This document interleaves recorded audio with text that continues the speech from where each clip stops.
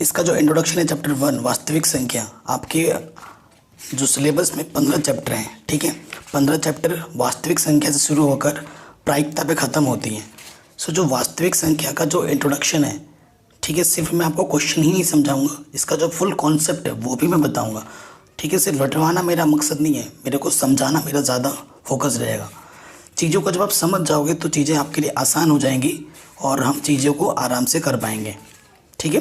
अभी प्रश्नावली 1.1 पे आएंगे, उससे पहले जो बेसिक जो ज़रूरत है, जो चीज़ें हमें जाननी चाहिए वास्तविक संख्या के बारे में, वो हम जान लेते हैं। फटाफट से एक बार उस पर नज़र डालते हैं। देखो, अगर संख्याओं की बात की जाए, संख्याएं तो ये दो तरह की होती हैं, ठीक है। कितने तरह की होती हैं? 2 तरह की। नंबर 1 और यहाँ पर लिख दो नंबर 2। पहले नंबर पे जो आती है वो आती है वास्तविक संख्या, जिसके बारे में हमें पढ़ना है। और आपके मन में आ रहा हो भाई ये दूसरा कौन सा है? दूसरी संख्या होती है काल्पनिक संख्याएं, ठीक है। काल्पनिक संख्या वो संख्या है जिनका कोई अस्तित्व नहीं होता है, उसे हम काल्पनिक संख्या बोलते हैं, ठीक है। अस्तित्व कैसे नहीं होता है वो भी मैं आपको एक एग्जांपल देके बताऊंगा। और ये जो सिलेबस में आपके नहीं है, ये आप क्लास 11th में पढ़ोगे अगर आप मैथ्स लेते हो। काल्पनिक संख्याओं के बारे में डिटेल में जानने को मिलेगा आपको चैप्टर नंबर 5 कक्षा 11 की जो सम्मिश्र संख्या है वहाँ पे आपको देखने को मिलेगा। तो ये हमारे सिलेबस में नहीं है, ये वाला चैप्टर, इसके बारे में हमें नहीं पढ़ना है, ठीक है। इसका कॉन्सेप्ट मैं आपको थोड़ा सा बता देता हूँ कि क्या नहीं होता है। अगर आपके पास ये बोल दिया जाए कि इसका मान निकालो, x के 2 मान निकालो, तो आप क्या करोगे? माइनस के 2 उधर आके क्या हो जाएगा? प्लस का 2 इधर आके माइनस का 2 हो जाएगा। और x का मान जब निकालने को बोलेगा तो प्लस माइनस अंडर रूट के अंदर माइनस का 2 आ जाएगा। आप बोलोगे सर इसका तो मान हम निकाल नहीं सकते क्योंकि अंडर रूट के अंदर माइनस है। और यही चीज़ यहाँ से ही उत्पत्ति होती है किसकी? काल्पनिक संख्या की।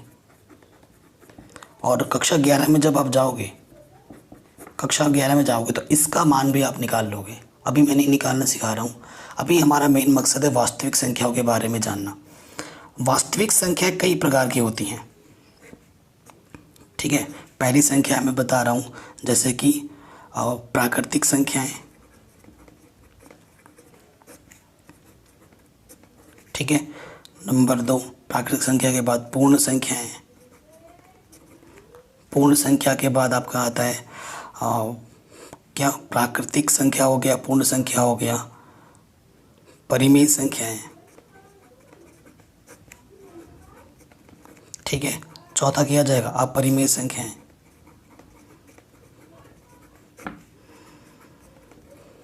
ठीक है। फिर 5वें में क्या जाएगा? पूर्णांक। तो इस तरीके के ये सभी संख्याएं ये वास्तविक संख्याओं में आता है, ठीक है। ये क्या आता है? वास्तविक संख्याओं में आता है। प्राकृतिक संख्याओं के बारे में आपको पता ही होगा।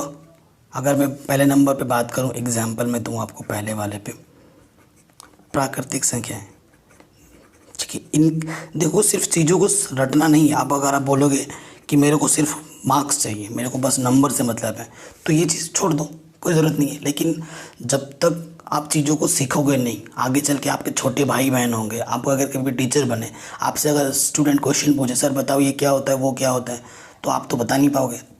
तब आपको खुद से होगा कि काश मैं चीज़ों को सीखता, काश मैं फिर सिर्फ रटता नहीं तो मैं आज भी इनको बता पाता। तो उसीलिए मैं आपको समझा रहा हूँ, ठीक है। इन सब का नॉलेज होना बहुत ज़रूरी है हमारे लिए। हमेशा मैथ्स में चीज़ों को सीखने के लिए जाओ, रटने के लिए नहीं। और मैथ्स बहुत ही सिंपल होती है, अगर आपके कॉन्सेप्ट सही होंगे तो मैथ्स आपको बहुत ही सिंपल लगेगी। देखो प्राकृतिक संख्या कोई डेफिनेशन नहीं दूंगा मैं आपको, सिंपल जितने भी काउंटिंग नंबर होते हैं, एग्जाम्पल इस प्राकृतिक संख्या को n से प्रदर्शित करते हैं, n फॉर नेचुरल नंबर। प्राकृतिक संख्याओं का अंग्रेजी में नेचुरल नंबर बोलते हैं। तो जितने भी काउंटिंग नंबर हैं, गिनती के नंबर हैं, 1 2 3 4 5 6 7 8 9 10 11 ऐसे ही चलता रहता है ना, ख़त्म नहीं होगा कभी। ये हमारी ज़िंदगी ख़त्म हो जाएगी पर ये नंबर नहीं ख़त्म होंगे। तो ऐसे नंबर्स को हम बोलते हैं प्राकृतिक संख्याएं। नंबर 2 पे क्या आ जाता है? पूर्ण संख्याएं। पूर्ण संख्या को अंग्रेजी में बोलते हैं होल नंबर्स। होल नंबर्स को डब्लू से प्रदर्शित किया जाता है। और इसको याद रखने का मैं एक सिंपल सा ट्रिक बताता हूँ, 0 + n। जितनी भी प्राकृतिक संख्या हैं उसको बस 0 से शुरुआत कर दो, 0 1 2 3 4 ऐसे चलता रहेगा। तो ये हो गई पूर्ण संख्याएं। पूर्ण संख्याओं में प्राकृतिक संख्याओं के अलावा 0 भी सम्मिलित होता है, ठीक है। तो 0 से स्टार्ट होता है, तो ऐसे नंबर को हम क्या बोलते हैं, पूर्ण संख्याएं बोलते हैं। अब मैं यहाँ पर पूर्णांक की बात कर देता हूँ पहले। पूर्णांक को z से प्रदर्शित किया जाता है, z। पूर्णांक में 0 भी आता है, प्लस का 1 प्लस का 2 प्लस का 3 ऐसे इधर चलता रहेगा। इस तरफ -1 -2 -3 -4 इधर ऐसे चलता रहेगा। तो ये सभी हमारे क्या होते हैं, पूर्णांक होते हैं, ठीक है। प्राकृतिक संख्या जान ली, पूर्ण संख्याओं के बारे में पता हो गया, पूर्णांक हमने जान लिया है। अब हम किस पे आएंगे, परिमेय संख्या और अपरिमेय संख्या पर। ये बहुत ज़रूरी है। देखो, परिमेय संख्या अगर पता चल गया तो ऑटोमेटिकली अपरिमेय संख्या पता चल जाएगी कि जो संख्याएं परिमेय होती हैं, जो संख्या परिमेय नहीं होती वो अपरिमेय होती हैं, ठीक है। तो परिमेय संख्या हम जानते हैं।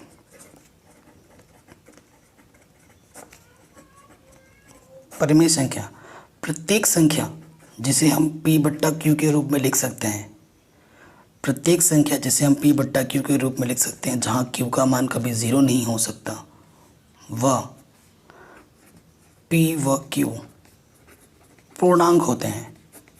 क्या होते हैं, पूर्णांक होते हैं।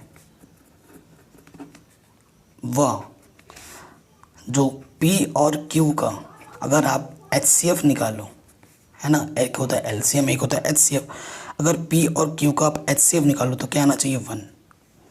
जो संख्याएं इन चीज़ों को संतुष्ट करती है उसे ही हम क्या बोलेंगे, परिमेय संख्या बोलेंगे। प्रत्येक संख्या जो p/q के रूप में लिखी जाए, जहाँ q का मान 0 ना हो, p और q वहाँ पूर्णांक होने चाहिए, साथ ही साथ और p और q का जो HCF होना चाहिए वो 1 होना चाहिए, तभी हम उसे क्या बोलेंगे, परिमेय संख्या बोलेंगे, अन्यथा नहीं, ठीक है। 0 एक परिमेय संख्या है। क्वेश्चन में पूछता है क्या 0 एक परिमेय संख्या है, जी बिल्कुल है। क्या 1/0 परिमेय संख्या है, जी बिल्कुल नहीं, क्योंकि बट्टे में 0 आ गया है, ठीक है। बट्टे में 0 नहीं होना चाहिए, q का मान 0 नहीं होना चाहिए था, तो यहाँ तो 0 आ रहा है। अब आपसे मैं बोलूँ क्या 2/4 एक परिमेय संख्या है, उससे पहले 1/3 एक परिमेय संख्या है, जी बिल्कुल है। 1 और 3 पूर्णांक है, नीचे 0 भी नहीं है, और इन 1 और 3 का HCF 1 होता है, तो ये एक परिमेय संख्या है। परंतु 2/4 अभी एक परिमेय संख्या नहीं है, क्योंकि ये पूर्णांक है, ये पूर्णांक है, नीचे 0 नहीं है, चलो ठीक है। लेकिन 2 और 4 का अगर HCF निकालोगे तो कितना आएगा, 2। 2 भी 2 से कटता है, 4 भी 2 से कटता है, लेकिन HCF 1 नहीं आया। इस वजह से ये अभी फ़िलहाल 2/4 तो परिमेय संख्या नहीं है, लेकिन ये सरल हो सकता है। ये तो बहुरूपीय है, इसे हम क्या बोलेंगे, बहुरूपीय। इसका अलग रूप है, इसका अलग रूप क्या है, 2 × 2 2 दूनी 4। अभी ये जो 1/2 है ये परिमेय संख्या है, परंतु 2/4 को परिमेय संख्या नहीं बोल सकते। इसका सरल रूप जो है वो परिमेय संख्या ज़रूर है, ठीक है। तो परिमेय संख्या के बारे में जान लिया हमने। अपरिमेय संख्या क्या होती है, जो संख्या परिमेय नहीं होती वो संख्या क्या होती है, अपरिमेय, ये बोल सकते हो। और अपरिमेय में मैं थोड़ा बता देता हूँ, ठीक है। अपरिमेय संख्या क्या होता है, और जितनी भी अभाज्य संख्या है, अभाज्य संख्या आप जानते हैं ना, अभाज्य संख्या जो सिर्फ स्वयं से कटे, स्वयं से विभाजित हो और 1 से विभाजित हो, अगर उसका सिर्फ अंडर कर लोगे, कोई भी अभाज्य संख्या जैसे √2, √3, √5, √7, ये सभी क्या हैं, अपरिमेय संख्या हैं।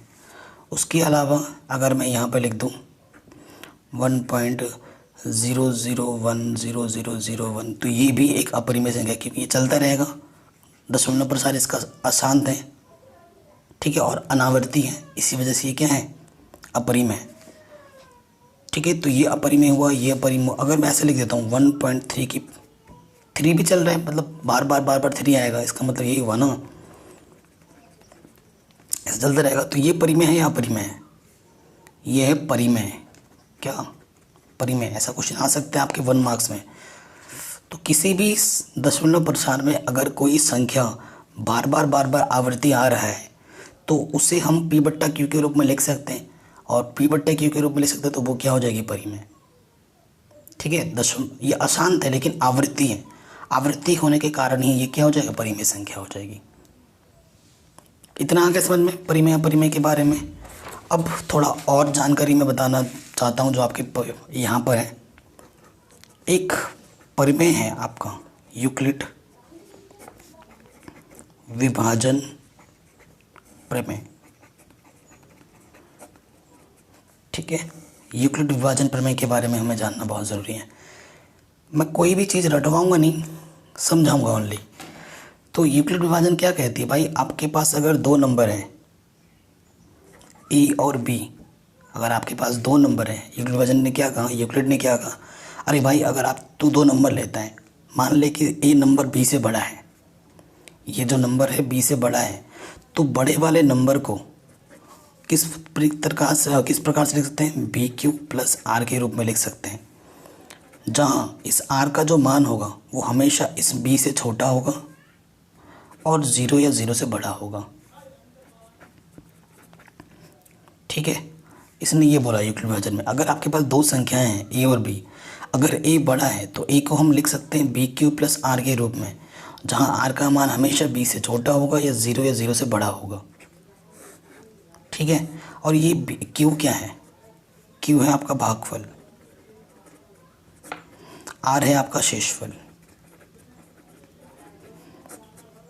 ठीक है, तो मैं आपको दो उदाहरण लेके समझाता हूँ, एक उदाहरण लेके समझाता हूँ, दोनों ही एक से ही समझ में आ जाए। एक संख्या मैंने लिखी 5 और एक संख्या मैंने लिखी 2।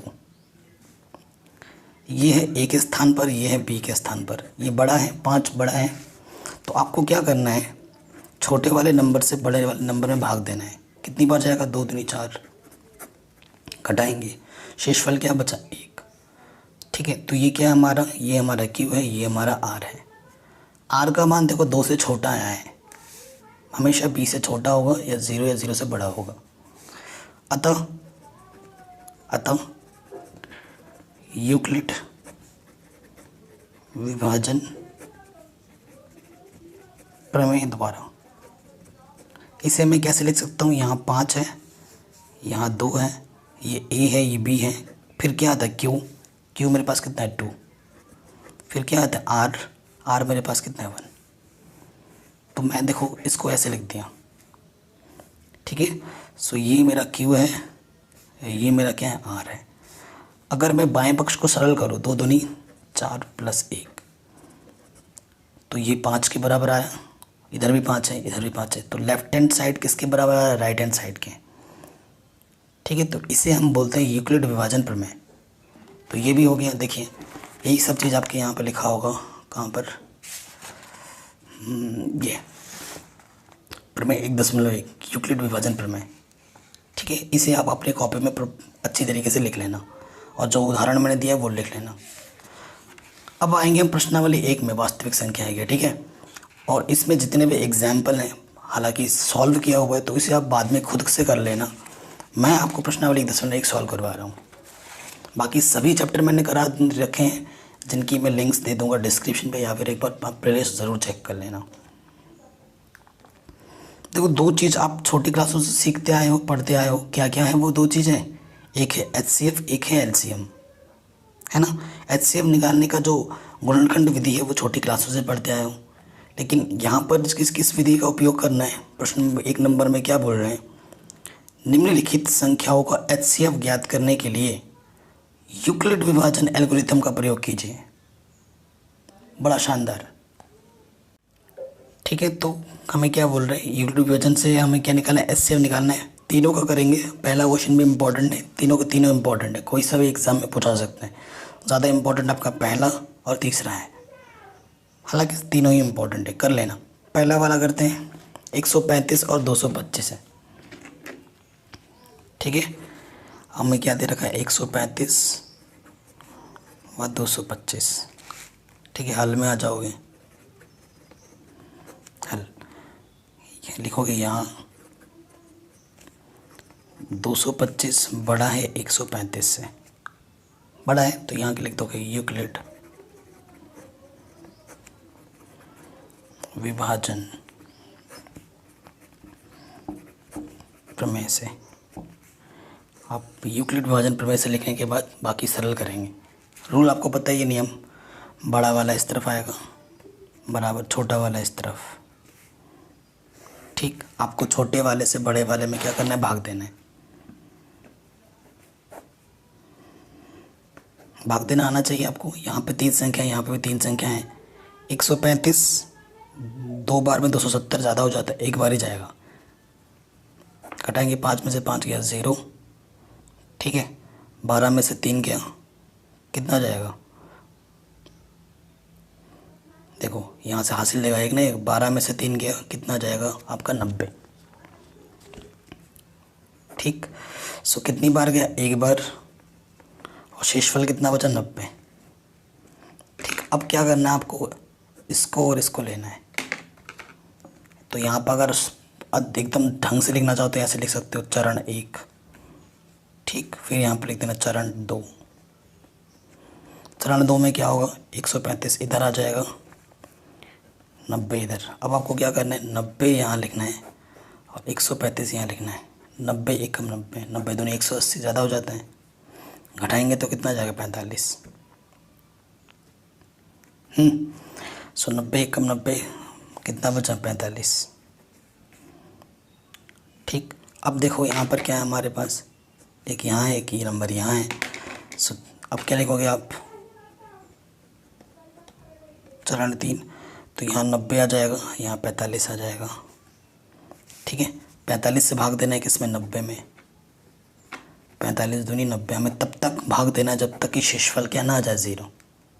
आ गया 0, कितनी बार गया, 2 बार, और शेषफल क्या आ गया, 0। वो संख्या देखनी है अंतिम जिससे आपने भाग दिया है, लास्ट किससे आपने अंतिम बार भाग दिया था, 45 से, या फिर शेषफल 0 आया उसके जस्ट ऊपर वाला देखो। ठीक है, ये लिख देंगे हम।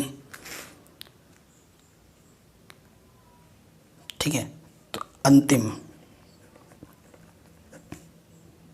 शेषफल 0 है व भाजक कितना है, 45 है अंतिम। अतः हमारे पास HCF क्या हो जाएगा, अतः HCF क्या होगा, 45। HCF किसका किसका, 135 और 225 का, कितना आ जाएगा, 45 आंसर।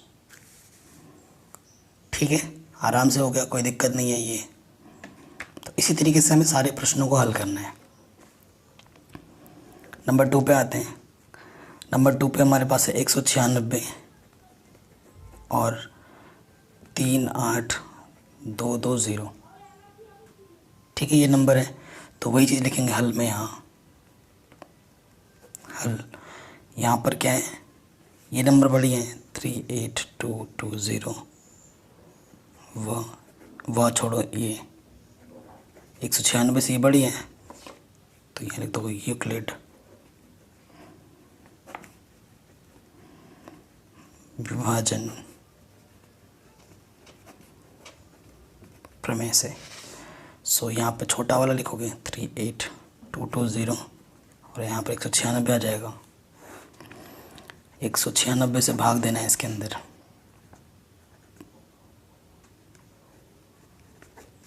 ठीक है, 38220, 3 डिजिट यहाँ लेंगे तो देखो ये 400 के आसपास है, ये 2 बार में इससे ज़्यादा हो जाएगा तो एक ही बार जाएगा। 196 एक 196 घटाएंगे।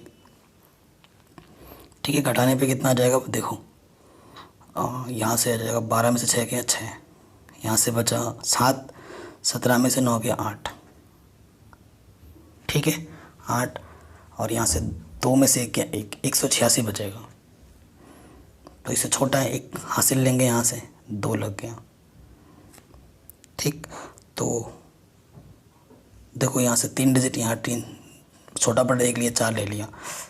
अब देखो ये 1800 है और यहाँ पर ये 200 के आसपास है, तो 2 नंबर 1800 से ज़्यादा है तो 9 बार जाएगा, ये आइडिया लग गया। 9 छक 54, हासिल लगा 5, 9 नम 81, 81 और 5 86, हासिल लगा 8, 9 एकम 9 और 8 17, घटाएंगे तो 12 में से 4 गया 8, और इसने हासिल दिया था 15 में से 6 गया 9, सिर्फ 98 बचेगा। ठीक है, और यहाँ से 0, तो ये 1000 के आसपास है, 5 बार जाएगा। 5 छंग 30, हासिल लगा 3, 5 नम 45, 45 और 3 48, हासिल लगा 4, 5 एकम 5 और 4 9। तो ये एक ही बार में सरल हो गया, क्योंकि शेषफल ये मेरे को 0 दे रहे हैं। कितनी बार भागफल गया? 195 बार। शेषफल क्या आ गया? 0। एक ही चरण में सॉल्व हो गया पूरा।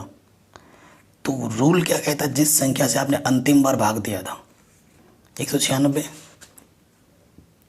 चूँकि शेषफल हमें क्या मिल गया यहाँ पर? शेषफल 0, व भाजक शेषफल 0 किस भाजक पर मिला मेरे को? 196 भाजक पर।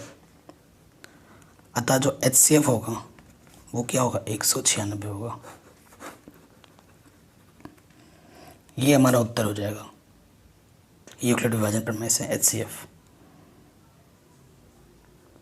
ठीक है, क्वेश्चन नंबर 2 भी हमारे आराम से बन गया। अब आ जाओ क्वेश्चन नंबर हमारे किस पार्ट पे? इसके थर्ड पार्ट पे। थर्ड पार्ट में हमें दे रखा है 867 और 255। ठीक है, तो यहाँ लिखेंगे यूक्लिड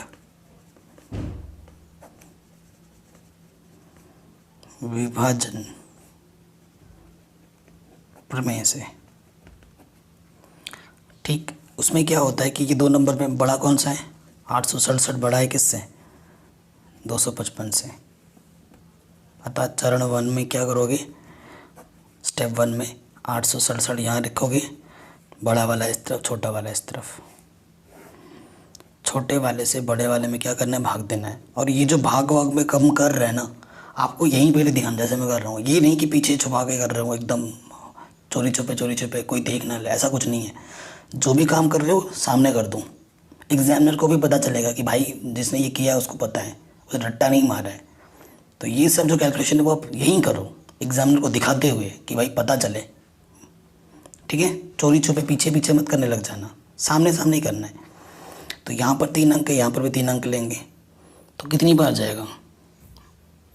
है ना, वो देखिए कितनी बार जाएगा। आइडिया लग रहा है 3 बार जाएगा। 25 या 75 ना, 3 बार जाएगा।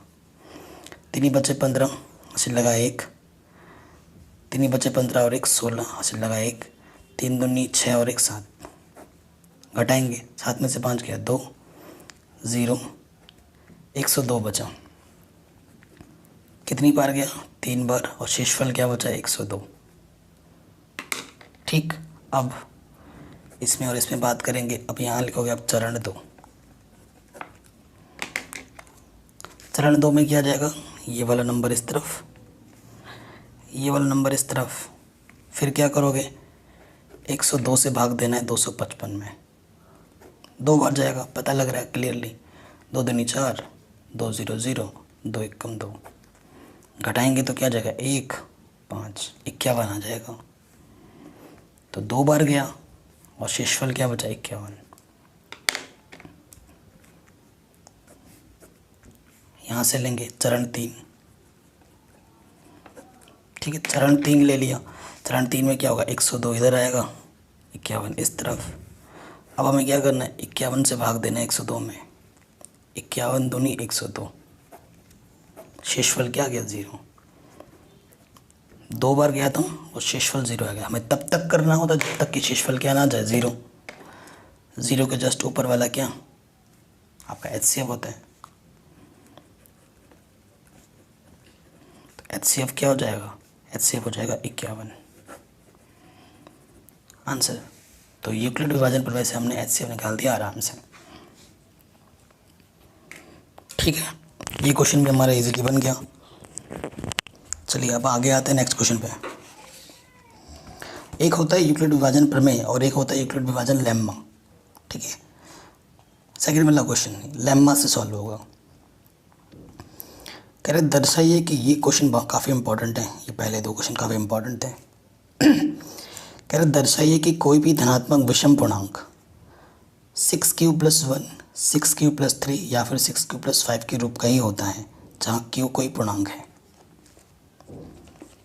ठीक है, ये क्वेश्चन हमें दे रखा है। प्रश्न को हमें ढंग से देखना है, काफ़ी इंपॉर्टेंट है। हमें बताना है कि विषम पूर्णांक 6q+1, 6q+3 और 6q+5 का होता है, यही बोला है। देखो लॉजिक क्या लेना है, लॉजिक सोचने का लॉजिक। आप सोचोगे कैसे, किस रूप में? 6q+1, 6q+3, 6q+5। आपको पता है ए इसका क्या होता है, BQ+R। तो यहाँ बी के प्लेस पे देखो क्या है, 666 फिक्स है। तो ये मेरे को लॉजिक लग गया। तो मैं क्या लिखूँगा, माना ए एक विषम पूर्णांक है जो, यहाँ 6 बोला था ना, तो 6 लेना, जो 6 से बड़ा है, अर्थात b का मान क्या आ जाएगा, 6। अतः जब b का मान 6 है तो अतः शेषफल जो होगा, अतः शेषफल 6 से कम होगा। यानी कि शेषफल r का मान क्या होगा, या तो 0 होगा, 1 होगा, 2 होगा, 3 होगा, 4 होगा, 5 होगा। 6 से कम होगा, इतने ही होंगे। तो कितने केस बने, 1 2 3 4 5 6 केस बन गए। अब 6 केस पे आपको बात करनी है। अब आप क्या देखो यहाँ पर, यूक्लिड विभाजन प्रमेय से, यूक्लिड विभाजन प्रमेय से क्या होता है, A = BQ+R। यही होता है कि नहीं होता है। अब हमारे पास केस वन क्या है, देखो केस 1 B तो 6 फिक्स है, 6q, R केस 1 में कितना है, 0। केस 1 में क्या लिखोगे यहाँ पर, जब R का मान क्या है, 0 है, ऐसे लिख देना। तो A का मान क्या आ जाएगा, 6q। ये क्या होगा, 6q क्या होगा, 6q होगा आपका एक सम संख्या। 6q क्या होगा, एक सम संख्या होगा। क्योंकि कोई भी q पूर्णांक हो, q कोई भी पूर्णांक हो, उसे 6 से गुणा करने पर, क्योंकि कोई भी संख्या हो, चाहे वो q आपका विषम हो या सम हो, किसी संख्या को सम से गुणा करने पे वो सम बन जाता है। 6 से गुणा करने पर सम संख्या बन जाती है। ठीक है, आप चाहो तो उदाहरण के रूप में देख सकते हो। मैं आपको एक उदाहरण दे रहा हूँ। मैंने q ले लिया है 3 और एक बार q ले लिया है 5, या और एक बार ले लिया है 6। इनको सबको मैं 6 से गुणा कर दे रहा हूँ। तो देखना क्या बनता है, 6 3 18 सम संख्या, 5 चंग 30 सम संख्या, 6 चंग 36 सम संख्या। तो विषम संख्या हो या सम संख्या, उसको अगर सम संख्या से गुणा करोगे तो हमेशा क्या बनेगा, सम संख्या। तो ये जो 6q है, तो ये क्या है, एक सम संख्या। और सम संख्या में विषम जोड़ने पे क्या आता है, विषम छोटी क्लासों में पढ़ा है आपने। अब आप लिखोगे केस 2। देखो इतना डिटेल में समझा रहा हूँ मैं, एकदम डीप एक्सप्लेनेशन के साथ। केस 2, जब r का मान क्या ले लोगे, 1, तो ये तो फिक्स है, ये बराबर क्या हो जाएगा, 6q, और r की जगह पे क्या रख दोगे, 1। तो ये 6q क्या है, सम, एक क्या है, विषम। तो सम और विषम क्या होता है, विषम। तो विषम आ गया, तो ये जो 6q+1 होगा, ये क्या होगा, विषम होगा। ठीक है, फिर केस 3, A = 6q+2, तो ये क्या होगा, सम प्लस सम यानी कि सम। ठीक है,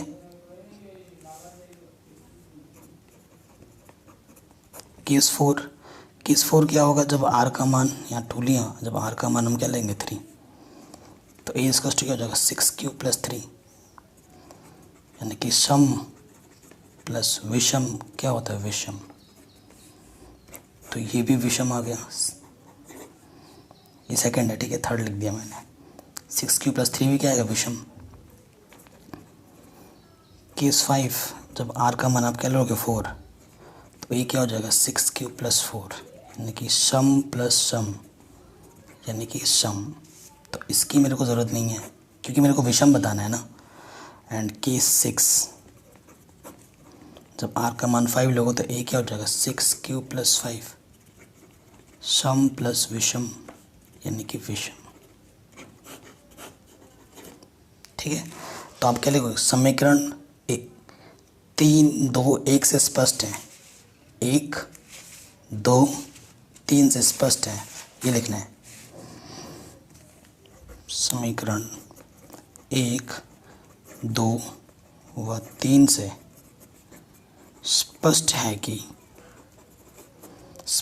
कि जो भी क्वेश्चन का जो स्टेटमेंट होता है वो लिख देना है कि सभी धनात्मक विषम पूर्णांक 6 cube plus 1, 6 cube plus 3, 6 cube plus 5 के रूप का होता है आंसर। इस तरीके से आपको हर क्वेश्चन को प्रॉपर लैंग्वेज में लिखना है, समझना है, करना है। ठीक है, तभी आपको पूरे नंबर मिल पाएंगे।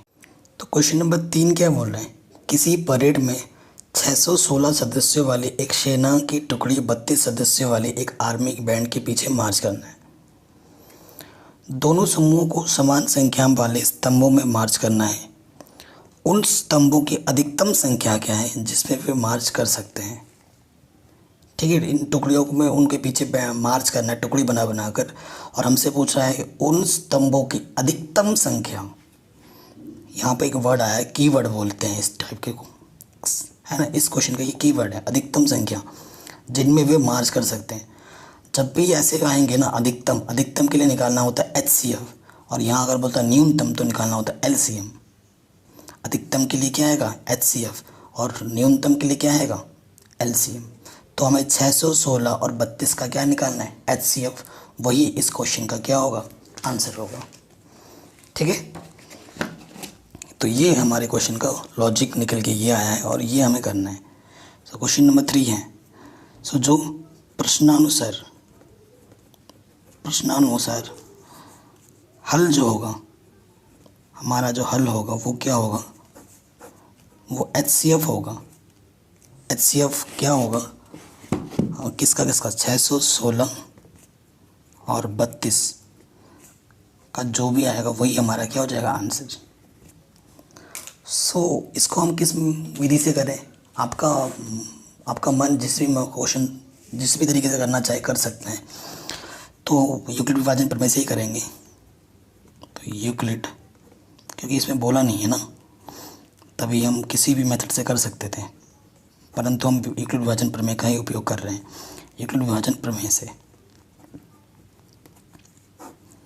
616 बड़ा है 32 से, तो यहाँ लिखेंगे चरण 1 616 इस तरफ, 32 इस तरफ, 32 से भाग देंगे किसमें 616 में।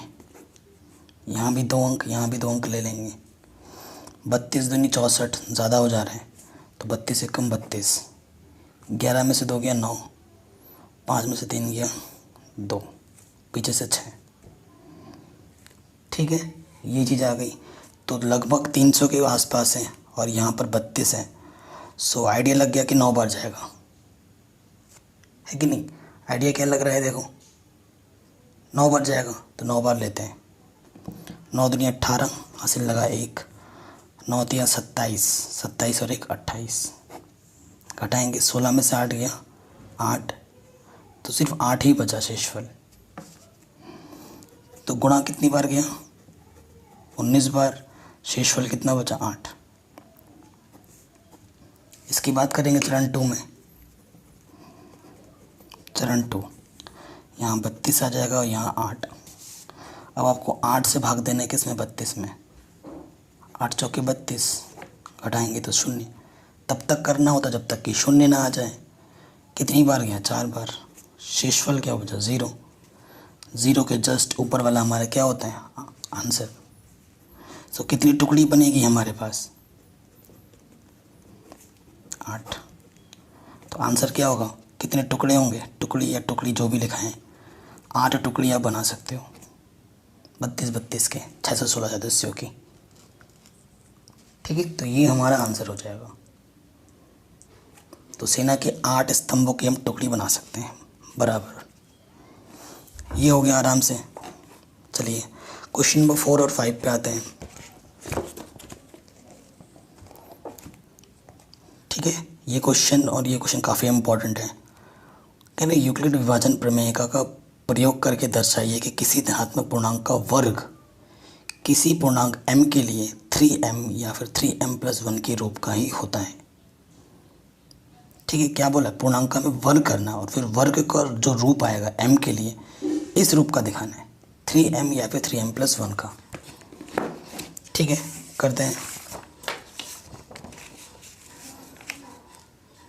सो देखो यहाँ पर क्वेश्चन नंबर 4 है। 4 क्या है, देखो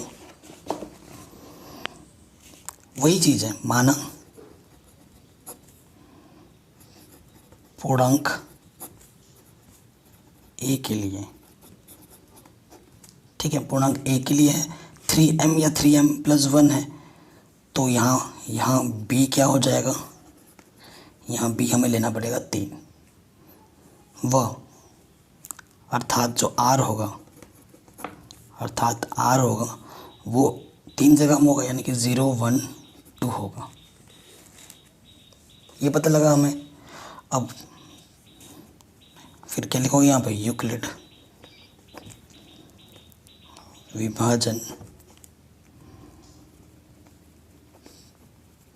प्रमेय से ए इसका क्या होता है, बी के प्लस आर होता है ना। तो फिर से वही चीज़, केस 1 क्या है, जब आर का मान आप 0 लोगे तो देखो ए तो चलो फिक्स है, बी हमारा कितना है 3 है, और क्यू की जगह क्वेश्चन में एम बोल रहे हैं तो एम ले लेते हैं, और आर पहले केस में क्या लेना 0। तो ए इसका 3m। अब बोलोगे आंसर आ गया, गलती कर रहे हो आप, क्योंकि स्क्वायर बोला है, स्क्वायर तो अभी तक किया ही नहीं हमने। अब यहाँ पर लिखोगे स्क्वायर करने पर, यानी कि वर्ग करने पर। वर्ग जब हम कर देंगे वर्ग, ये हो जाएगी, तो ए स्क्वायर क्या हो जाएगा, 3 का वर्ग 9 m²। तो यहाँ से आप क्या कर सकते हो, 3 उभयनिष्ठ ले सकते हो। 3 3 9 माना, ये जो 3m² को आप क्या मान लो, m मान लो। तो ए स्क्वायर क्या आ गया 3m का रूप। यही तो मैं बताना था, या तो 3m आएगा या फिर 3m+1 के रूप का आएगा। केस 1 में हो गया। केस 2, जब r का मान आप क्या ले लोगे 1, तो a इसका क्या हो जाएगा 3m+1। फिर क्या करोगे, वर्ग करने पर। तो वर्ग करने पर हमारे यहाँ पर क्या हो जाएगा, a² 3m+1 का। ये आपको सूत्र पता है, a + b का वर्ग क्या होता है, a का वर्ग b का वर्ग 2ab। इस सूत्र से इसको हम खोल देंगे, a का वर्ग b का वर्ग 2a × b। ठीक है, तो हम क्या करेंगे, इन दोनों पदों को एक साथ रखेंगे, 3 दूनी 6m और 1 का वर्ग 1। यहाँ से सिर्फ 3m कॉमन निकालेंगे हम, 3। ठीक है, यहाँ पर हमारा क्या था, स्क्वायर था, तो 3 बाहर निकाला तो 3 बचा अंदर, m²। 3 दूनी 6 m बचा, इसको m मान लेंगे। माना 3m² + 2m को क्या मान लिया, कैपिटल M। तो ये हो जाएगा 3m+1 का रूप, या तो 3m आएगा या फिर 3m+1 के रूप में आएगा। आ गया 3m+1।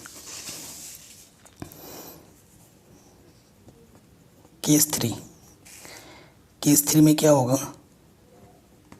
जब r इजकस टू हमारे पास क्या आएगा, कितना 2, सो a इजकस टू क्या हो जाएगा 3m+2। फिर हमें क्या करना पड़ेगा, वर्क करना पड़ेगा।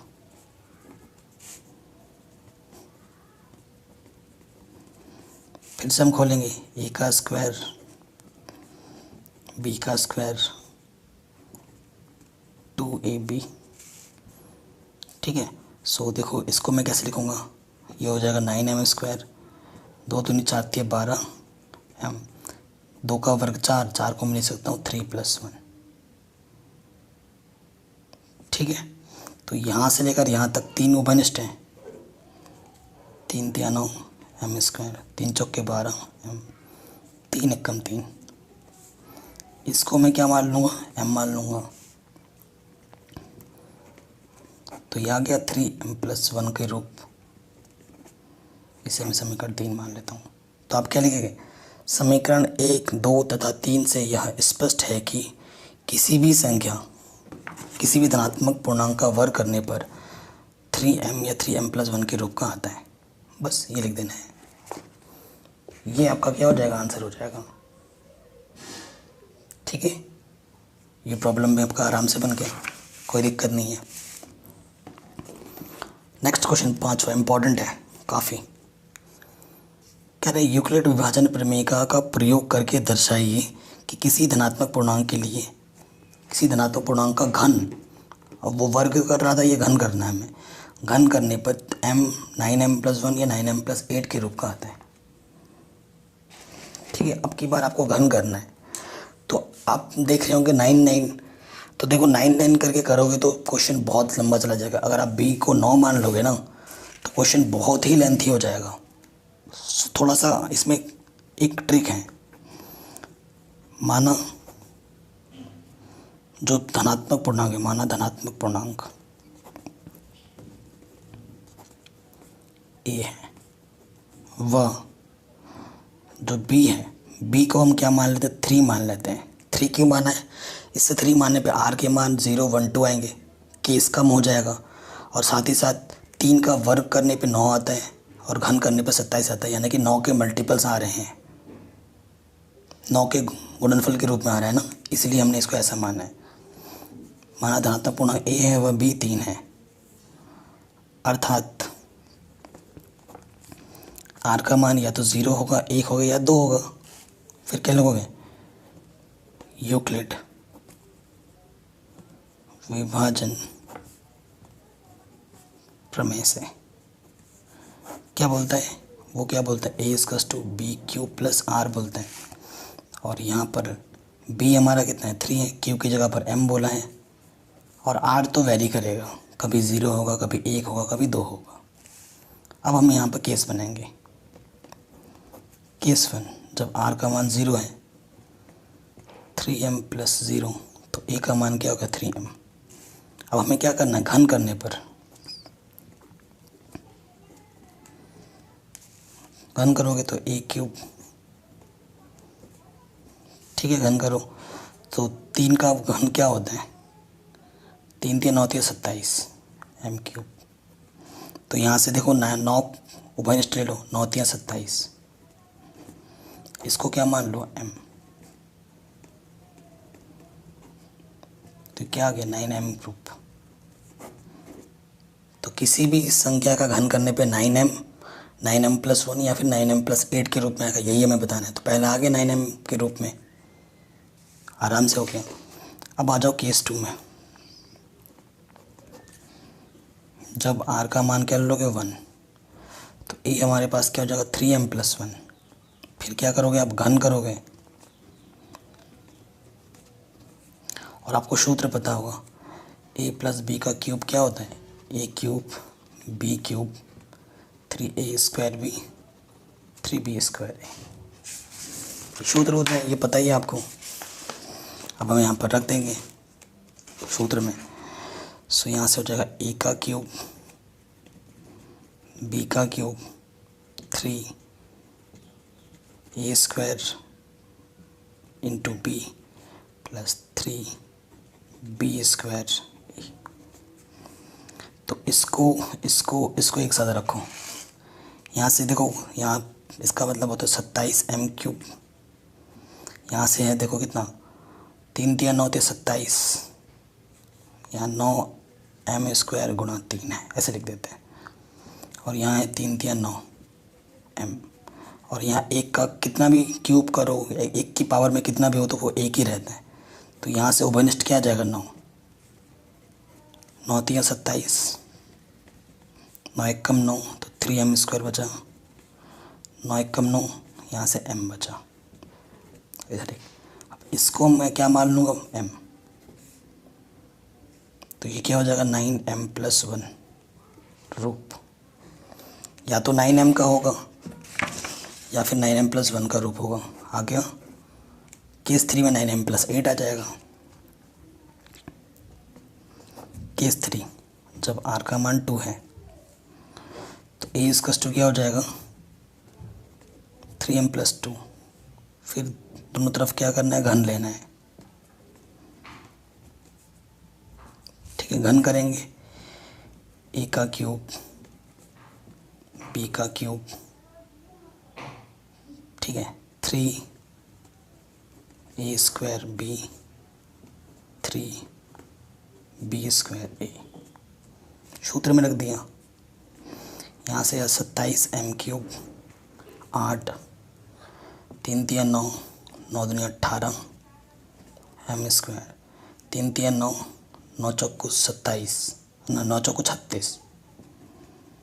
ये तो इन तीनों में से इन तीनों को एक साथ रखूं और कॉमन निकालो, 9 9 3 27 m³। ठीक है, फिर देखो यहाँ से क्या हो जाएगा, 9 दूनी 18 और 9 चौके 36 और ये प्लस के 8 अलग। अब इसको मैं क्या मान लूँगा, m। तो ये क्या हो जाएगा, 9m+8 के रूप। तो आप क्या लिखोगे, समीकरण 1 2 तथा 3 से यहाँ से लिख देना है, किसी धनात्मक पूर्णांक का घन 9m 9m+1 9m+8 के रूप का होता है। तो ये हमारा उत्तर हो जाएगा। अगर वीडियो पसंद आई है तो प्लीज़ लाइक करना, शेयर करना। बाकी सभी चैप्टर के लिंक्स मिल जाएगी डिस्क्रिप्शन पे। जय हिंद।